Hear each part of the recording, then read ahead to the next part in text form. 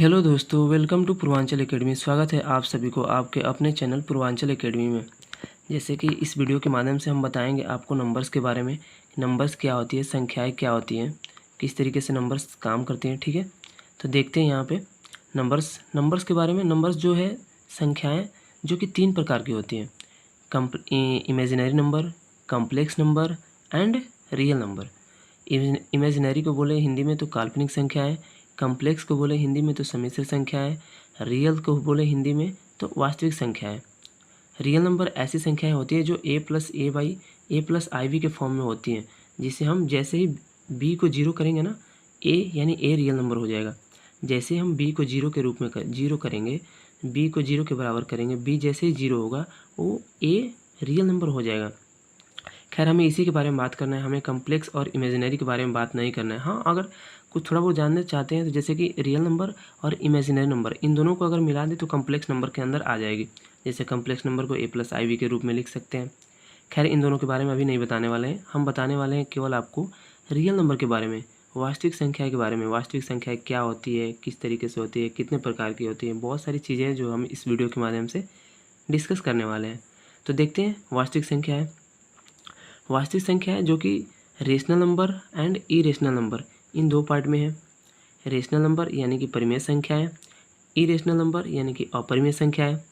और डेफिनेटली परिमेय संख्याएं और अपरिमेय संख्याओं के बारे में बहुत सारे स्टूडेंट्स को डाउट रहता है कि मतलब परिमेय संख्या कौन सी नंबर है जिसे हम परिमेय संख्याएं के अंदर रख सकते हैं, किस नंबर को हम परिमेय संख्याएं कह सकते हैं, किस नंबर को हम परिमेय संख्याएं नहीं कह सकते हैं।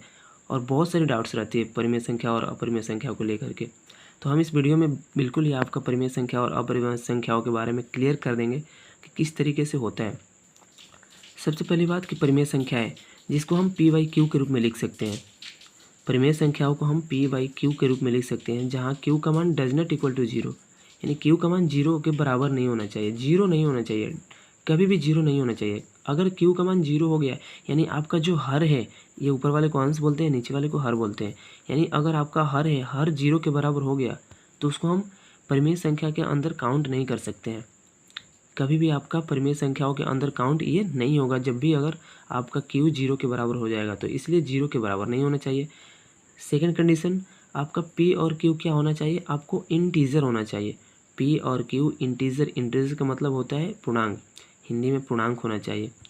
और भी आगे हम एग्जाम्पल के तौर पे आपको बताने वाले हैं। यहाँ पे देखते हैं पहले अपरिमेय संख्याओं के रूप में इरेशनल नंबर। अपरिमेय संख्या है जैसे कि हम उदाहरण के रूप में लिए, एग्जाम्पल के तौर पे लिए हैं √2।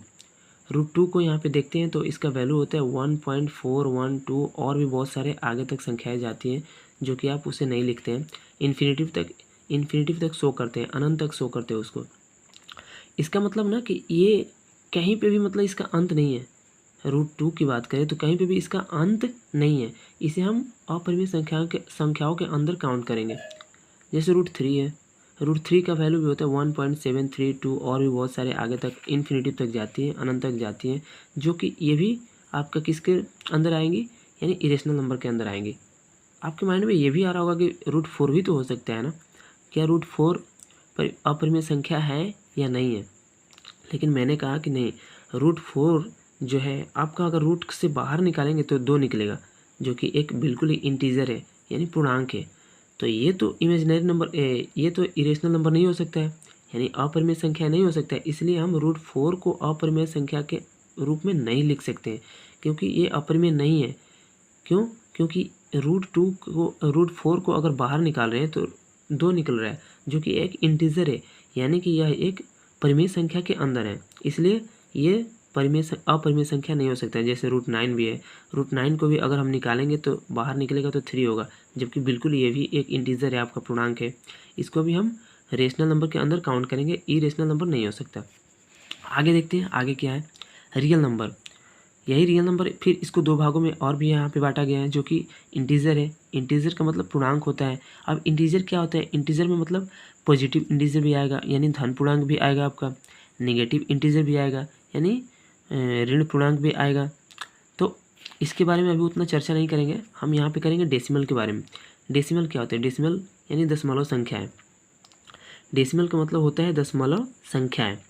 अब दशमलव संख्या ये भी 3 पार्ट में है, आपका 7 दशमलव है, अशांत पुनरावृत्ति दशमलव है, उसके आगे अशांत अनावृत्ति दशमलव है।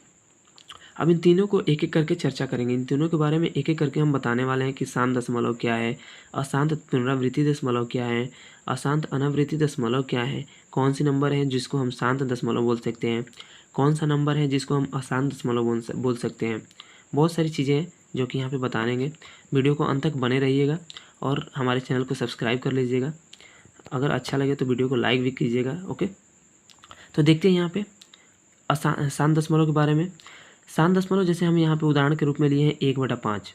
1/5 यानी 1 में जब 5 से डिवाइड करेंगे तो डेफिनेटली आपका 0.2 निकल के आएगा, यानी पूरा पूरा कट जाएगा। शांत दशमलव का मतलब पूरा पूरा ये कट जाएगा, इसका कुछ रिमाइंडर नहीं बचने वाला है, यानी ये आपका शेषफल नहीं बचने वाला है। इसीलिए जो भी नंबर पूरा पूरा कट जाए उसे हम शांत दशमलव कहते हैं। साधारण रूप में बोल सकते हैं, सिंपल फॉर्म में बोल सकते हैं कि जो भी नंबर आपका पूरा पूरा कट जाए, कुछ रिमाइंडर ना बचे, उसका कुछ रिमाइंडर ना बचे, उसे हम शांत दशमलव कह सकते हैं। जैसे यहाँ पे 3.14 भी है, यहाँ तक कटा है, 2.45 भी है, और भी नंबर लिख सकते हैं। यहाँ पे क्या है, ये शांत दशमलव है। अब आते हैं अशांत दशमलव में। अशांत पुनरावृत्ति दशमलव में क्या है, जैसे हम यहाँ पे लिए हैं 0.44444 इन्फिनेटिव तक, मतलब बहुत अनंत तक। पुनरावृत्ति है, देखो अशांत तो है, अशांत का मतलब ये तो पूरा पूरा नहीं कटेगा, इसका कुछ ना कुछ रिमाइंडर हमेशा बचेगा, शेषफल हमेशा बचेगा। इसीलिए यहाँ पे ना लिखा है अशांत पुनरावृत्ति। पुनरावृत्ति का मतलब ये रिपीट कर रहा है, ये बार बार रिपीट कर रहा है। देखो यहाँ पे 0.4 के बाद 4444, यानी एक ही संख्या है, बार बार क्या हो रही है, रिपीट हो रही है और इन्फिनेटिव तक जा रही है। यानी इसको हम ऐसे भी लिख सकते हैं, यानी 4 की पावर बार, इसको ऊपर वाले को बार बोलते हैं। और ये बार किसी भी नंबर के ऊपर अगर ये लगा रहता है, बार लगा रहता है, तो इसका मतलब ये शो करता है कि वही नंबर बार बार क्या हो रही है, रिपीट हो रही है। अब हम इसको इस तरीके से भी लिख सकते हैं 4/9, क्योंकि जो नंबर है उसको लिख दीजिए, जिस नंबर के ऊपर बार लगा है, जैसे एक नंबर के ऊपर बार लगा है तो 1 9 लिख दीजिए।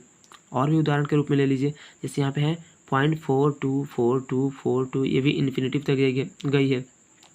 मतलब इसका मतलब ये भी, इसको ऐसे भी लिख सकते हैं ना कि 42 के पावर बार, यानी बार अभी मैंने आप लोगों को बताया कि बार का मतलब ये होता है कि दो संख्याओं के ऊपर बार लगाए, यानी कि दोनों संख्याएं बार बार रिपीट हो रही है, दोनों संख्याएं बार बार रिपीट हो रही है। तो इसको हम ऐसे भी लिख सकते हैं 42, दो संख्याओं के ऊपर बार लगाए तो 99 लिख देंगे यहाँ पे। क्लियर। अब आते हैं अशांत पुनरावृत्ति दशमलव। अशांत पुनरावृत्ति दशमलव का मतलब, जैसे यहाँ पे 2.14567823 इन्फिनेटिव तक गया है, मतलब इसका कहीं अंत नहीं है। पहली बात कि अशांत भी है, पुनरावृत्ति भी नहीं हो रहा है इसका, यानी अनावृत्ति हो रहा है, यानी पुनरावृत्ति नहीं हो रहा है। अशांत भी है, यानी इसका कुछ ना कुछ रिमाइंडर हमेशा बचता चला जाएगा, कभी भी ये कटेगा ही नहीं। इसलिए इसको क्या बोलते हैं, अशांत अनावृत्ति बोलते हैं। जैसे यहाँ पे और भी दिखाते हैं आपको 1.234152, मतलब डैश डैश डैश इन्फिनिटी तक, ये भी आपका अशांत अनावृत्ति है, यानी कि ये कभी कटने वाली नहीं है। हाँ, लेकिन अगर इन दोनों की बात करें, यानी कि आपका शांत दशमलव और अशांत पुनरावृत्ति दशमलव, ये दोनों किसके अंदर आएंगे, यानी इरेशनल नंबर, यानी कि आपका परिमेय संख्या है, परिमेय संख्या के अंदर आएंगी। यानी आपको अगर दोनों की अगर बात करें तो ये दोनों शांत दशमलव और अशांत पुनरावृत्ति दशमलव, ये दोनों परिमेय संख्याएं के अंदर आएगी। ठीक है, और आगे देखते हैं और भी है, जैसे कि यहाँ पे रियल नंबर में डेसिमल होता है, डेसिमल मैंने अभी आपको बताया। डेसिमल में और भी बहुत सारे होती हैं, जैसे कि प्लस इंटीजर के बारे में मैं बता रहा हूँ, पॉजिटिव इंटीजर के बारे में बता रहा हूँ। धन पूर्णांक के अंदर और भी नंबर बहुत सारे आएंगे, जैसे कि नेचुरल नंबर यानी कि प्राकृतिक संख्याएँ, होल नंबर यानी कि पूर्ण संख्याएँ, प्राइम नंबर यानी कि अभाज्य संख्याएँ, कंपोजिट्स नंबर, इवन और एंड ओड नंबर, ये बहुत सारी चीज़ें आने वाली हैं जो कि हम इस वीडियो में नहीं बताएंगे। आगे नेक्स्ट वीडियो जो आने वाला है उसमें हम आपको ये बताएंगे कि नेचुरल नंबर क्या होती है, होल नंबर क्या होती है, प्राइम नंबर क्या होती है, कंपोजिट नंबर क्या होती है, इवन नंबर क्या होती है, ओड नंबर क्या होती है। इन सारे चीज़ों को, इन सभी के बारे में मैं नेक्स्ट वीडियो में बताने वाला हूँ। इसलिए हमारा नेक्स्ट वीडियो का इंतज़ार करिएगा। Thank you.